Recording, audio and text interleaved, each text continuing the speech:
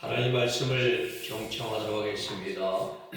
이사야 7장 13절로 14절 말씀입니다. 제가 받들어 읽어드리겠습니다. 이사야가 이르되 다윗의 집이여 원하건대 들을지어다. 너희가 사람을 괴롭히고서 그것을 작은 일로 여겨 또 나의 하나님을 괴롭히려 하느니라. 그러므로 주께서 친히 징조를 너에게 주실 것이라. 보라, 처녀가 잉태의 아들을 낳을 것이요 그 이름을 임마누엘이라 하리라. 아멘. 오늘 말씀의 제목은 하나님의 계획입니다. 세상의 모든 일들도 다 계획 가운데 이제 시작되어지고 실행되어지고 그리고 이루어집니다.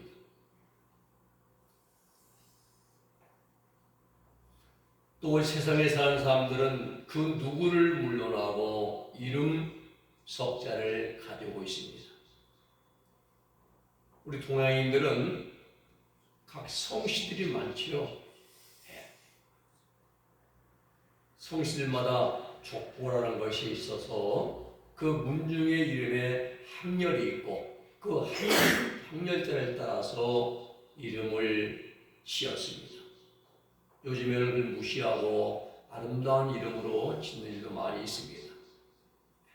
창세기 1장 26절에 보면은 하나님께서 진흙을 이겨서 사람을 만드셨습니다.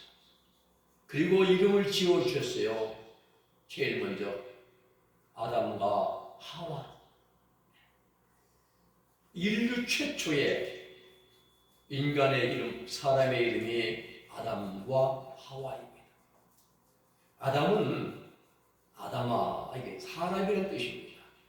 그 만들어진 생산된 자 이런 뜻이에요. 아담은 스스로 있는 자가 아닙니다. I am who I am이 아니라 난 만들어진 누군가의 손에 만들어져 생산된 자, 이게 아담입니다. 하와는 모든 산자의 어머니 이런 뜻입니다. 이름 속에 뜻이 들어있습니다. 이 아담과 하와의 직업은 에덴 동산 관리인이었습니다. 우리가 이름에 다 뜻이 있듯이 아브라함은 열국의 아비, 사라는 열국의 어미, 열국은 많은 나라를 말합니다. 벌릴 열차 나라 억제입니다. 세상의 모든 나라, 모든 민족의 어미. 모세는 뜻이 물에서 건져냈다는 뜻입니다. 여호수아는 여호와는 구원시다 이러한 이름을 뜻을 가지고 있습니다. 이렇듯 사람의 이름 속에는 그 고유한 뜻이 다 들어있습니다. 오늘 본문에 보면은 예수 그리스도의 나심을 예언하는 이사야의 예언 속에 우리에게 낯익은 단어가 나옵니다. 무슨 말입니까? 임마누엘입니다. 임은 함께, 마누는 우리, 엘은 하나님, 하나님이 우리와 함께 계시다는 뜻이죠. 바로 이번 주 이제 수요일 날 이 계절에 세상에 내려오시는 예수님의 이름입니다. 이름의 장명자는 하나님이십니다. 이름의 전달자는 가브리엘 천사입니다. 그런데 이보다 먼저 예수님이 나시기 전 700년 전에 임마누엘이라는 이름을 예언한 분이 있습니다. 전능하신 하나님이 세우신 예언자 누굽니까? 이사야 선지자입니다. 오늘 우리는 예수님이 세상에 탄생하시기 700년 전에 예수 그리스도의 오심을 미리 예언한 이사야의 예언을 중심으로 하나님의 계획이라는 그러한 제목으로 말씀을 상고하면서 은혜를 함께 나누고자 합니다. 첫째, 우리는 하나님의 계획을 알아야 됩니다.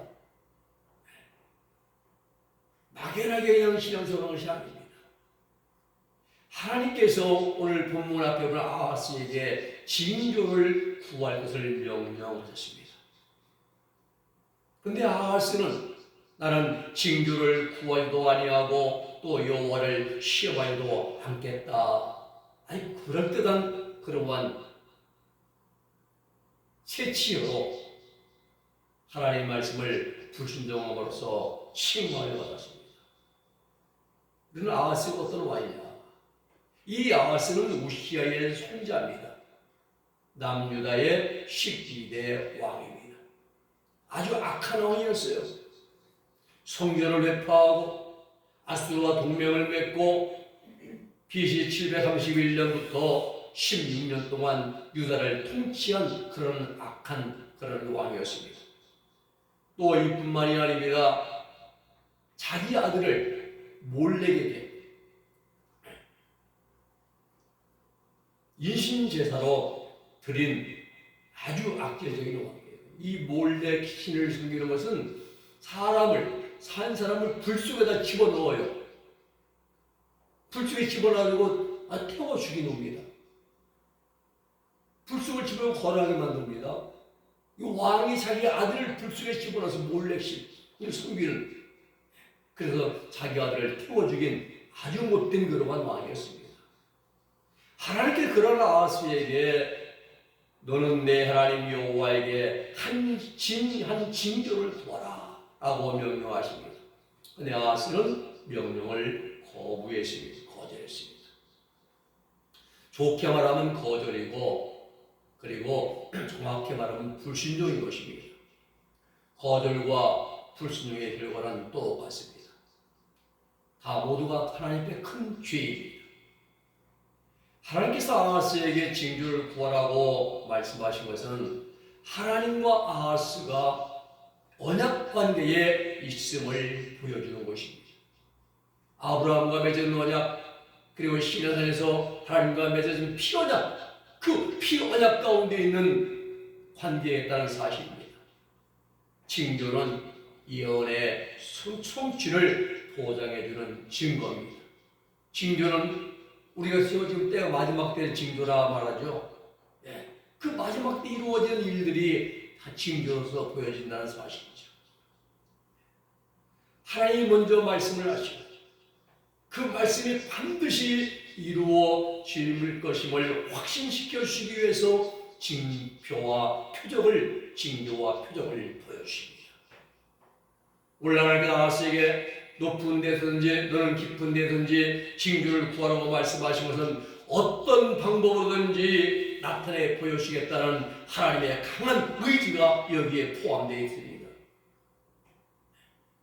그런데 아하스는 하나님의 명령을 이런지하에 거절했습니다.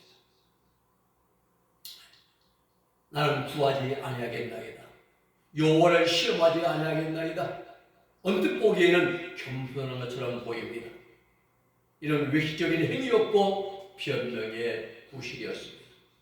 우리는 여기서 왜 하나님께서 징조를 구하라고 말씀하신지를 이유를 알아야 됩니다. 하나님을 의심하여 시험하라고 하신 것이 아니라 하나님의 전능하신 하나님의 예언이 반드시 성취될 것임을 확실하게 증명하시기 위해서 징조를 구하라고 말씀하신 거예요. 그렇습니다. 하나님의 백성들은 하나님의 징조를 구해야 됩니다. 항상 쉬지 말고 기도함으로써 하나님의 역사하심을 체험해야 되는 것이에요. 하나님 내가 이제 질병을 때 하나님 병을 놓고 기도할 때에 하나님 나를 치료하신 그 역사를 체험하신 징조입니다. 귀신의 역사할 때 귀신을 쫓아내는 이 체험도 하나님의 징조인 것입니다. 그래서 이걸 체험하고 하나님의 영광을 드러내야 되는 것입니다. 그래서 징조를 구하는 거예요. 하나님 제게 이 몸의 질병을 치료해 주시고 하나님 능력을 주시고 이제 체험하게 하셔서 내가 입을 열어 하나님의 역사를 드린 하나님의 그 권능을 제가 간증하게 해주십시오. 이런 기도, 이게 바로 징조를 구하는 기도입니다. 성경에 보면은 하나님께 징조를 구한 자들이 참 많이 있습니다. 아브라함, 창세기 15장 8절의 말씀 보면은 그가 하루되 주 여호와여, 내가 이 땅으로 업을 삼을 줄을 무엇으로 알리까? 무엇으로 알리까? 하나님 제게 징조를 나타내 보여주시기 기도합니다. 기드온도 그랬죠. 사사기 6장 10절에 보면 기드온이 그에게 대답하되 내가 주께 은혜를 입어 싸우면 나와 말씀하신 이가 주 되시는 표징을 내게 보이소서. 징조를 보여줍니다. 히스기야도 열왕기하 20장 8절에 기도할 때 그랬습니다. 히스기야 이사야에게 이르되 여호와께서 나를 낫게 하시고 3일 만에 여호와의 전에 올라가게 하실 무슨 징조가 있나이까? 그런 표징이 있나이까? 내게 보여달라는 겁니다. 누가복음 1장 10절에도 세리 요한의 아버지 사가랴가 천사에게 이르되 내가 이것을 어떻게 알리요? 내가 늙고 알고 나이 많으니이다.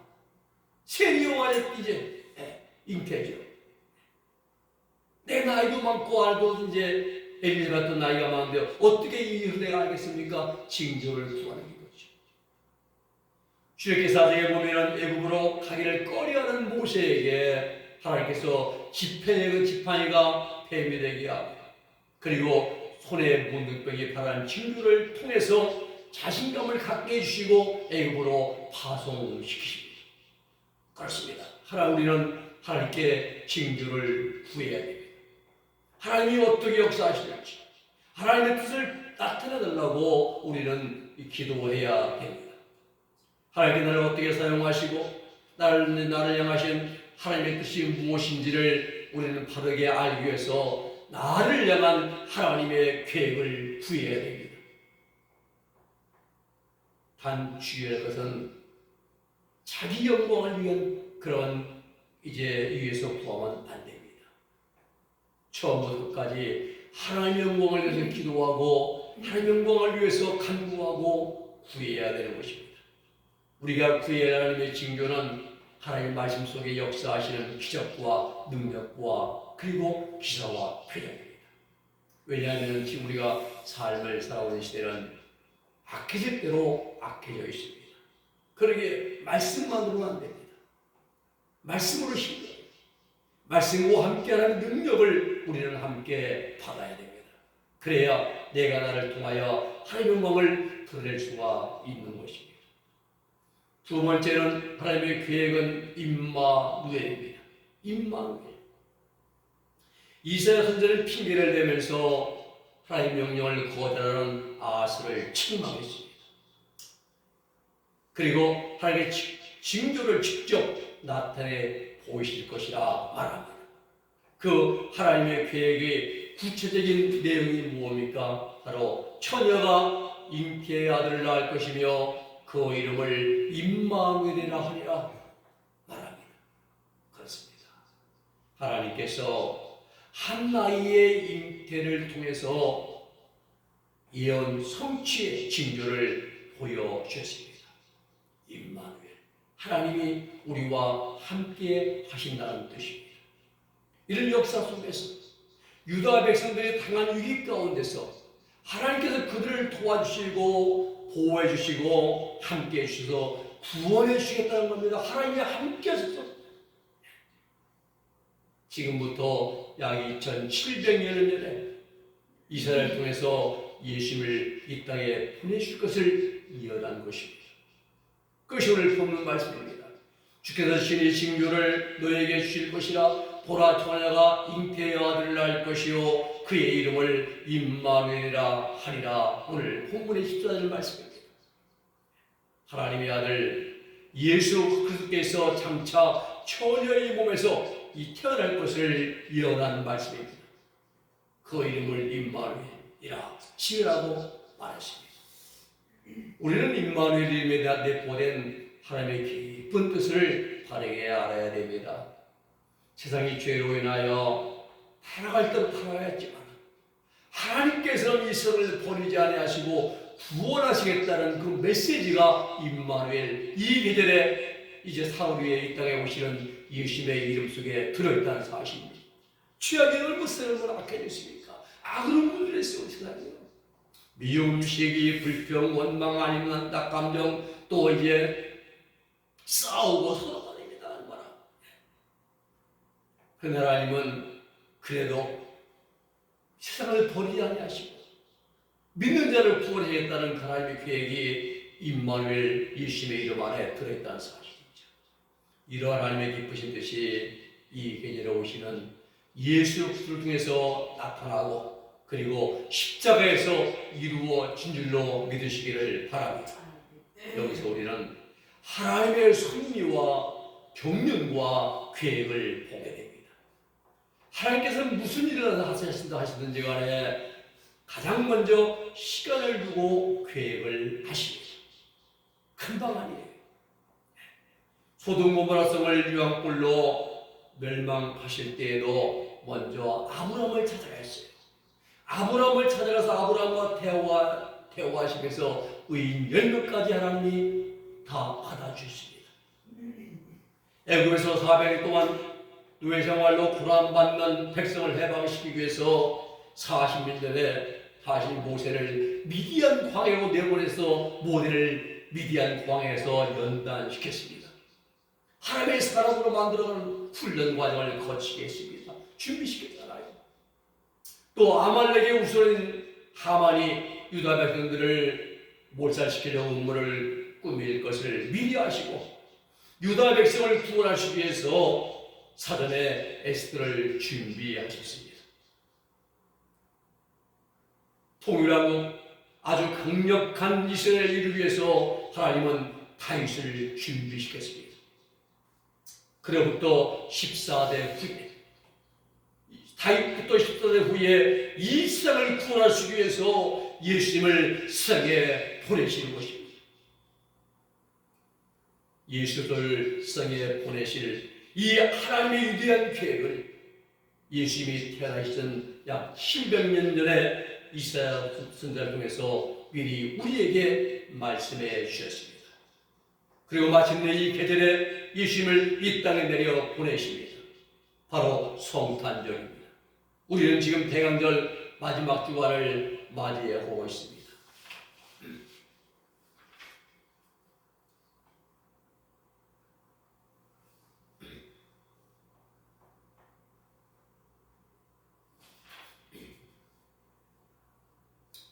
예수님께서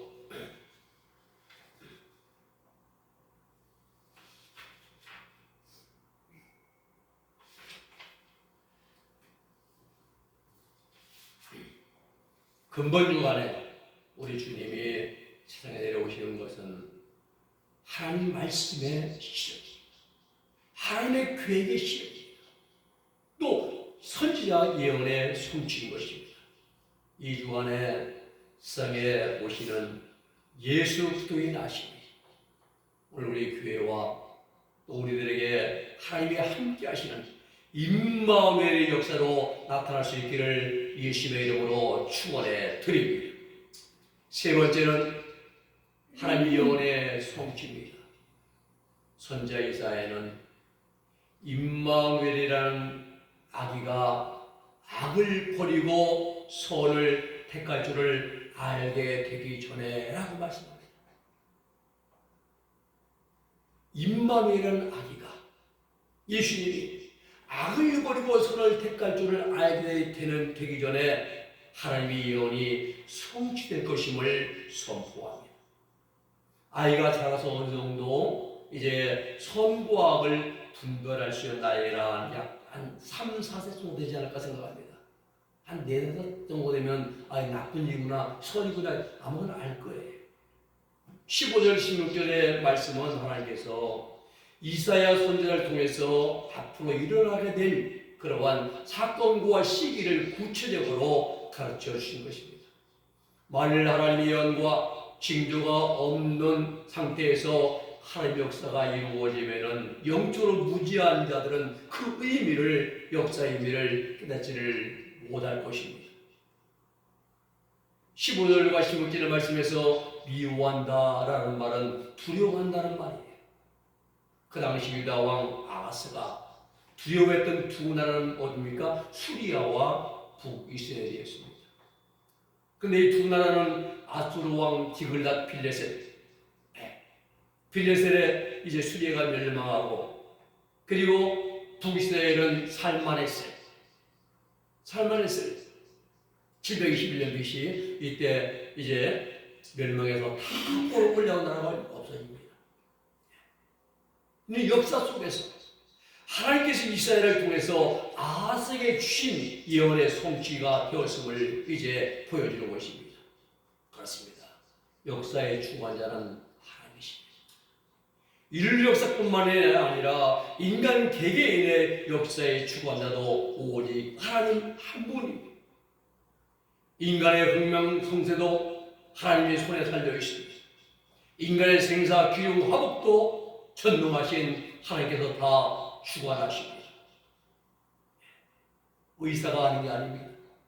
아마 의사가 사람의 목숨을 주장한다고 하면 돈만 삼나 안 죽을 겁니다. 다 죽어요. 사랑하는 여러분, 그 하나님께서 이 계절에 성의 구주가 되시는 예수를 이 땅에 내려 보내십니다. 역사의 주관자는 하나님이에요. 세상의 모든 종교는 인간이 신으로 섬기는 형상 앞으로 나아갑니다. 다 나와요.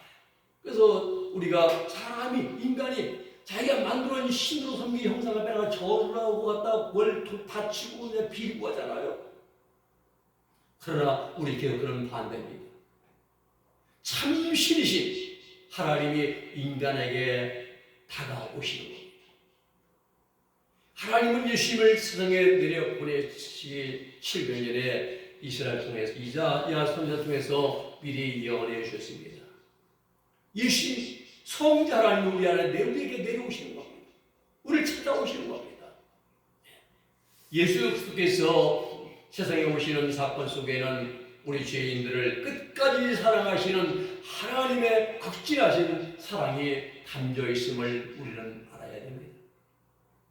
예수님의 오심은 전에도 없고 후에도 없는 전무후무한 가장 큰 하나님의 인류 구원의 프로젝트입니다. 그 하나님의 구원계획에 오늘 저와 여러분들이 다 들어가 있습니다. 하나님의 은혜입니다. 하나님의 사랑입니다. 그리고 예수의 십자가의 희생의 결과입니다. 말씀을 영위합니다. 우리는 지금 마지막 때를 살아가고 있습니다. 그리고 주님의 오심을 기다리고 있습니다. 그리고 우리는 이 계절에 세상에 내려오시는 주님을, 예수님을 맞을 준비를 해야 됩니다. 그와 동시에 다시 세상에 재림하실 예수 그리스도를 우리는 기다려야 됩니다. 그리고 영원한 천국에 들어가서 주님과 함께 살아갈 신앙의 준비를 해야 하는 것입니다. 가까웠기는 이 계절에 오시는 주님을 맞을 준비를 해야 해요. 그 다음으로는 장차 재림하실 주님을 맞을 준비를 해야 되고, 그리고 영원하신 주님 나라에 들어가서 살게 될, 영생하게 될 준비를 해야 하는 것입니다. 사랑하는 여러분 모두는 시대와 때와 징조를 분별하는 지혜로운 자들이 되어서 예수의 오심에 대한 올바른 이해와 준비를 통하여 주님을 맞이하고 주님 만난, 그런 만나는 지혜로운 자들 다 될 수 있기를 우리 예수님의 이름으로 축복해 드립니다. 기도하겠습니다. 거룩하신 아버지 하나님 감사합니다. 이 계절에 오시는 예수님, 이 하나님의 계획을 저들에게 나타내 보이시고 말씀해 주시고 알게 하시고 깨닫게 하심을 감사를 드립니다. 이들의 아버지 주의 문제 해결하기 위해서 이때에 오신 예수님을 우리가 영접했고 예수님 만났고, 이제 하나님 다시 한번 그 예수님을 우리의 영접할 마음의 준비를 하면서 또 하나님 이 땅에 다시 재림하신 예수님 맞을 준비하면서 영원 들어가서 영생의 복을 누릴 수 있는 그러한 삶의 준비를 할 수 있는 이 땅에서의 우리 남은 시간들이 우리의 삶이 되게 하여 주시옵소서. 예수님의 이름으로 기도 올리옵나이다. 아멘.